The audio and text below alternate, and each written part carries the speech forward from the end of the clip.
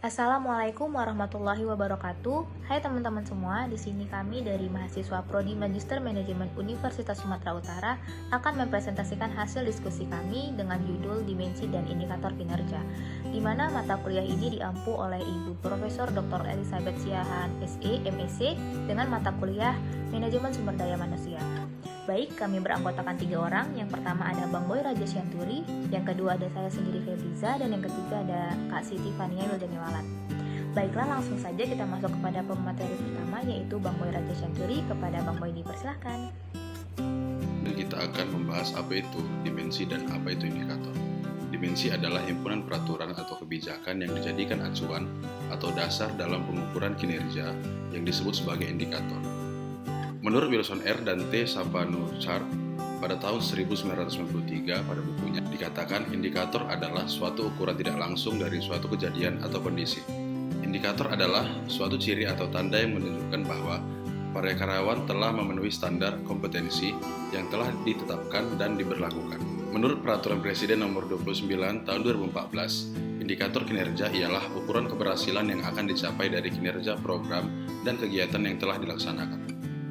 Indikator kinerja merupakan alat untuk menilai kinerja dalam proses penilaian kinerja karyawan.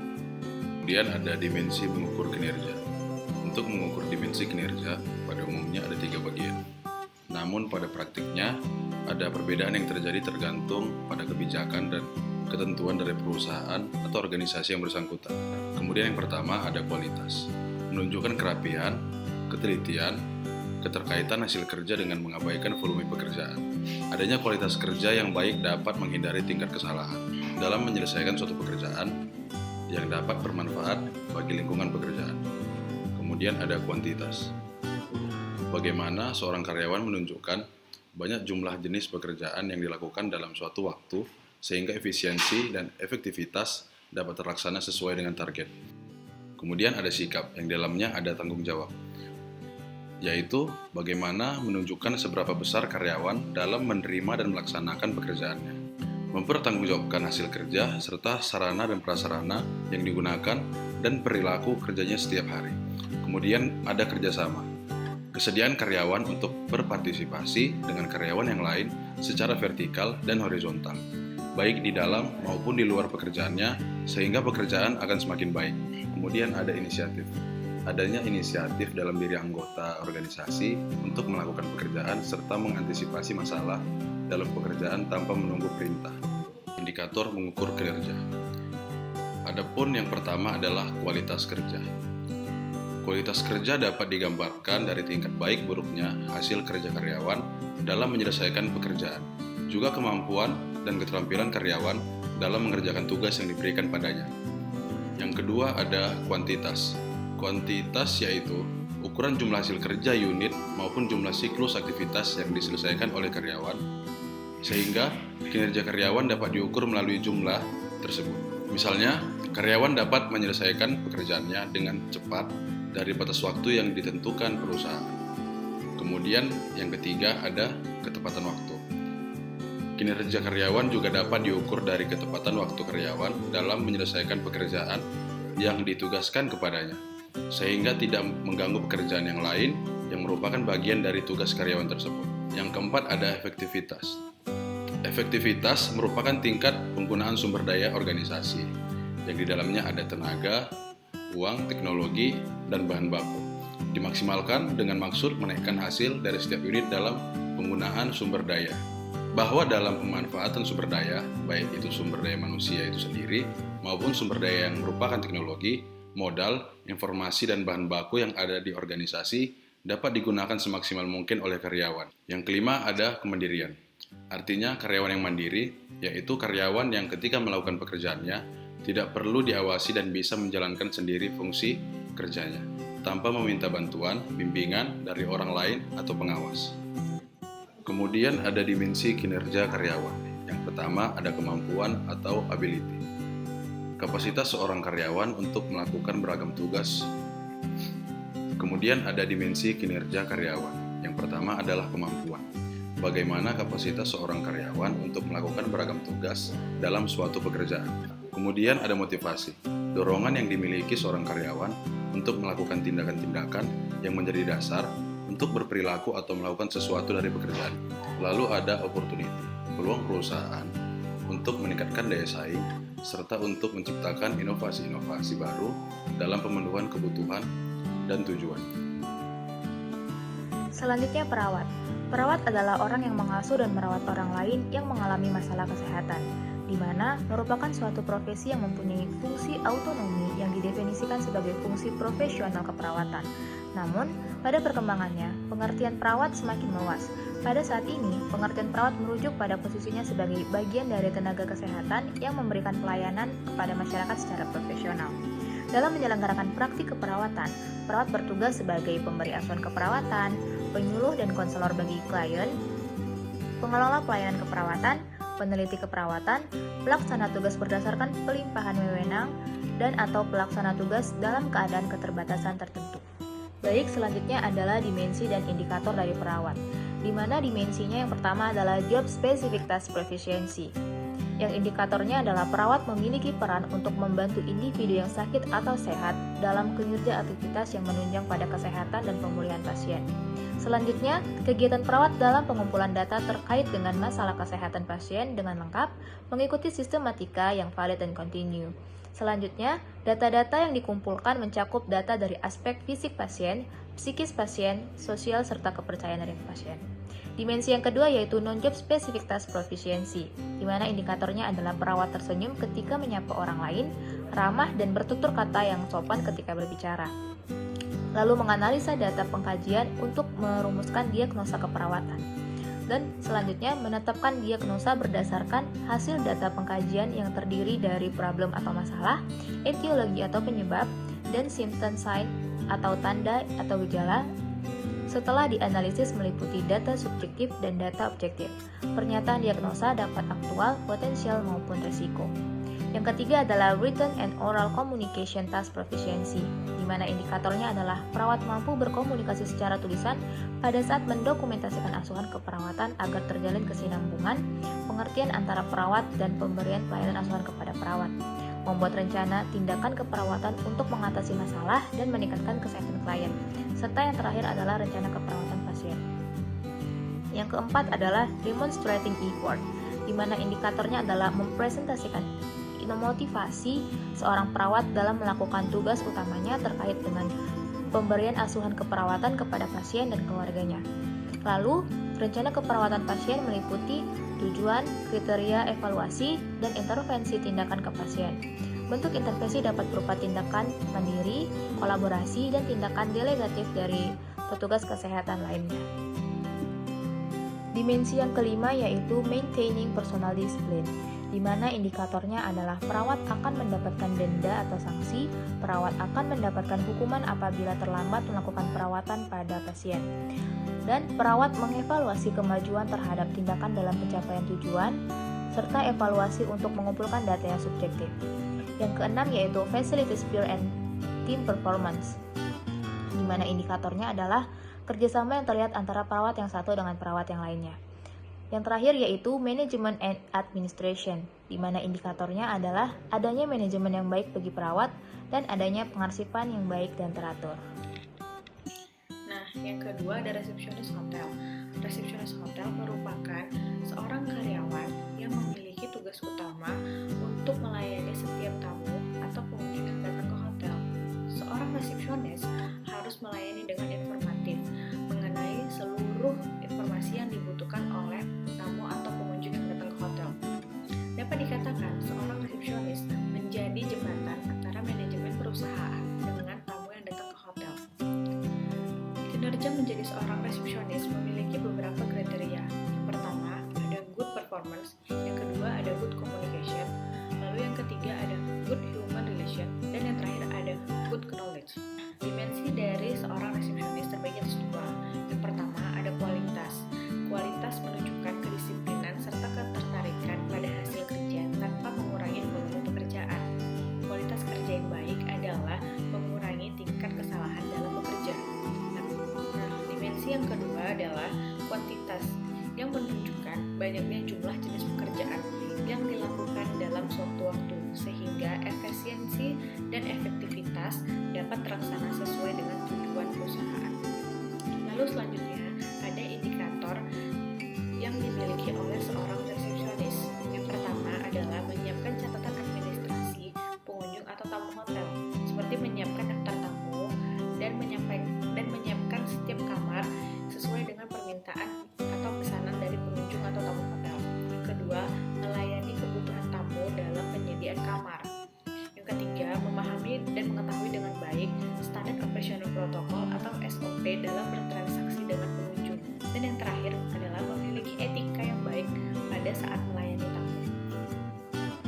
Yang ketiga, dosen, di mana dosen adalah pendidik profesional dan ilmuwan dengan tugas utama mentransformasikan, mengembangkan, dan menyebarluaskan ilmu pengetahuan, teknologi, dan seni melalui pendidikan, penelitian, dan pengabdian kepada masyarakat. Dari penjelasan tersebut dapat dikatakan bahwa dosen wajib memiliki kualifikasi akademik, di mana kualifikasi akademik ini diperoleh melalui pendidikan tinggi program pascasarjana yang terakreditasi sesuai dengan bidang keahliannya. Lalu ada kompetensi, sertifikat pendidik yang berfungsi sebagai bukti formal pengakuan yang diberikan kepada dosen sebagai tenaga profesional. Lalu harus sehat jasmani dan rohani dan memenuhi kualifikasi lain yang dipersyaratkan satuan pendidik tinggi tempat bertugas dan memiliki kemampuan untuk mewujudkan tujuan pendidikan nasional. Selanjutnya, dimensi dan indikator dari dosen.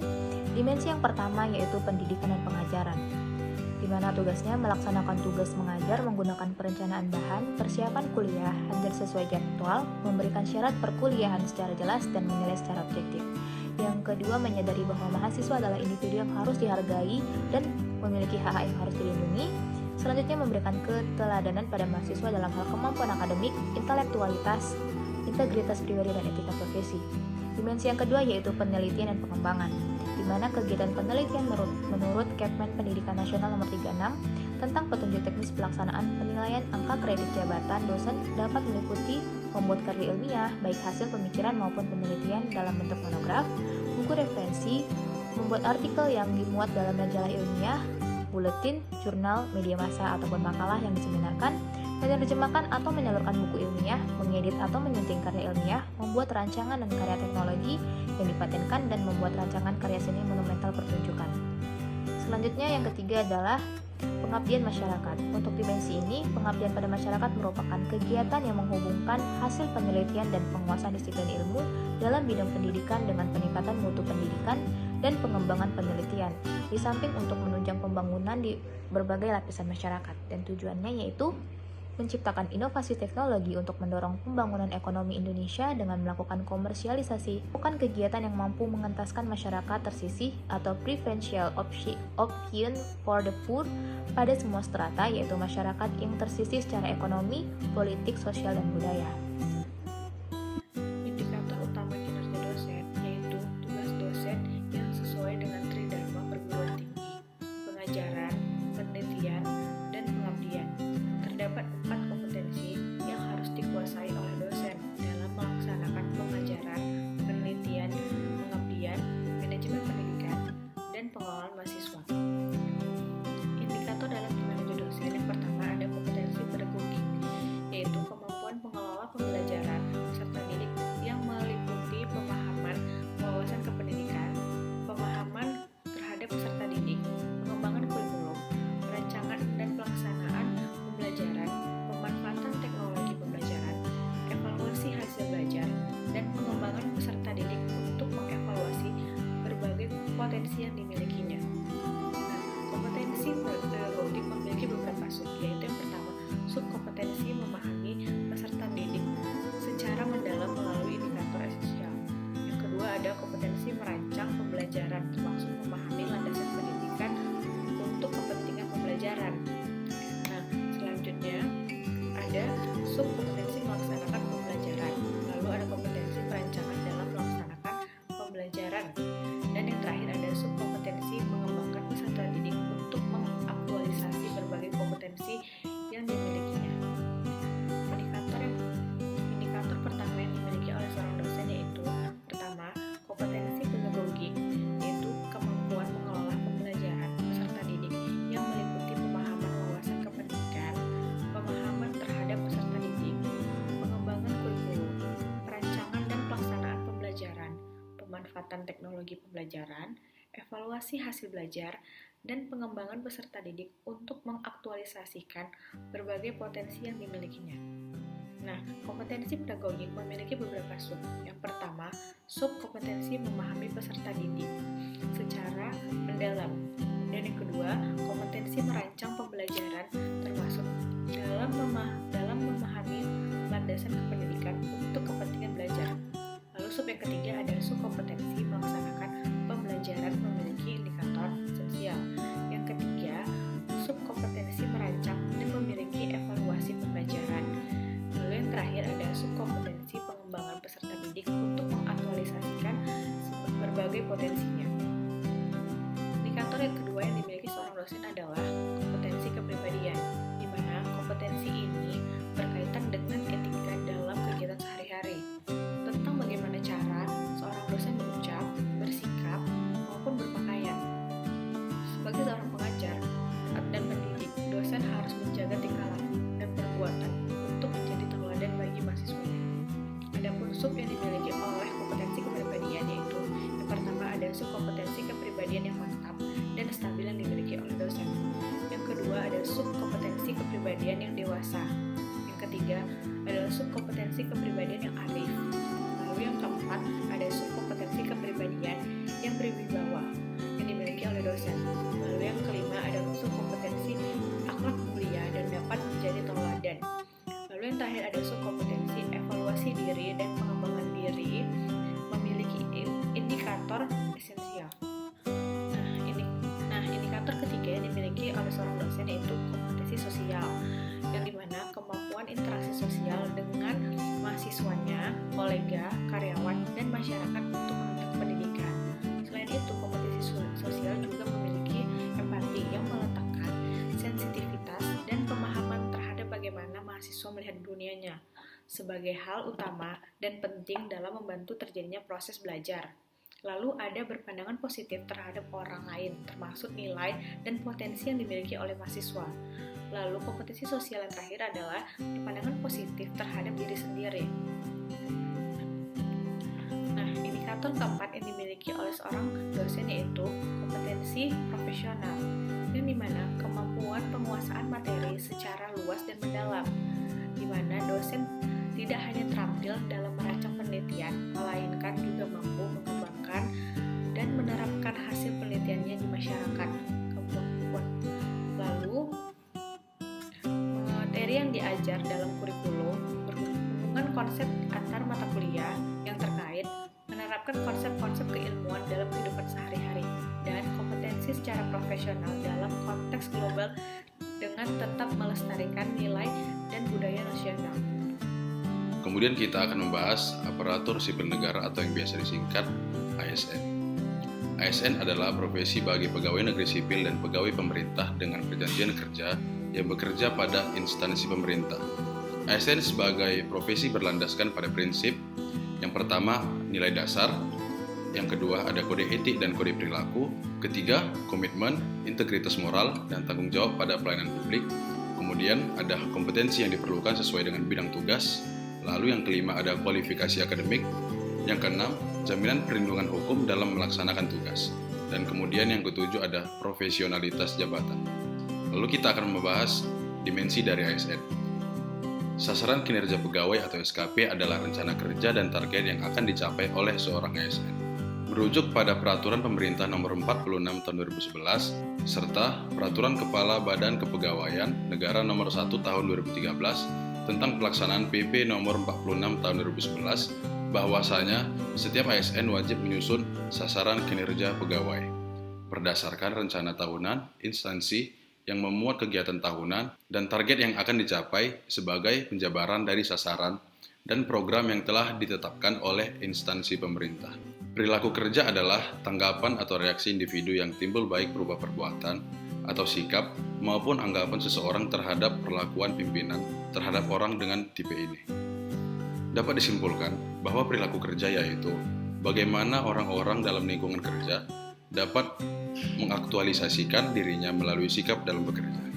Kemudian kita akan membahas indikator kinerja dari ASN. Yang pertama ada orientasi pelayanan.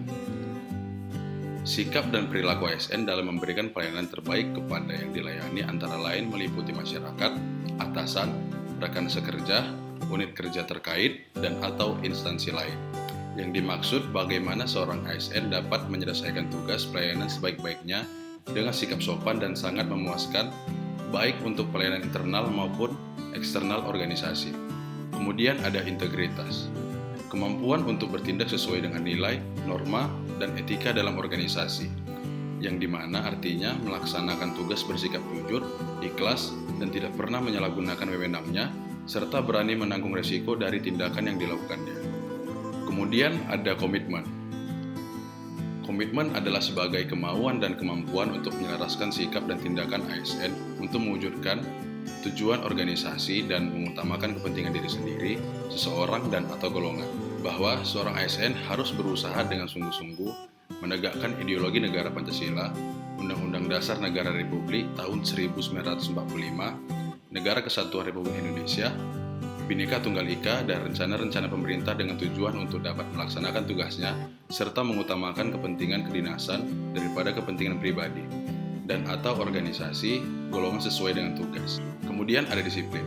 Bagaimana kesanggupan ASN untuk mentaati kewajiban dan menghindari larangan yang ditentukan dalam peraturan perundang-undangan dan atau peraturan kedinasan yang apabila tidak ditaati atau dilanggar dijatuhi hukuman disiplin. Bahwa mentaati peraturan perundang-undangan dan atau peraturan kedinasan yang berlaku dengan rasa tanggung jawab dan selalu mentaati jam kerja, serta mampu menyimpan dan atau memelihara barang-barang milik negara yang dipercayakan kepadanya dengan sebaik-baiknya.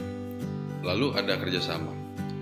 Kemauan dan kemampuan ASN untuk bekerjasama dengan rekan sekerja serta instansi lain dalam menyelesaikan suatu tugas dan tanggung jawab yang ditentukan, sehingga tercapai daya guna dan hasil guna yang sebesar-besarnya.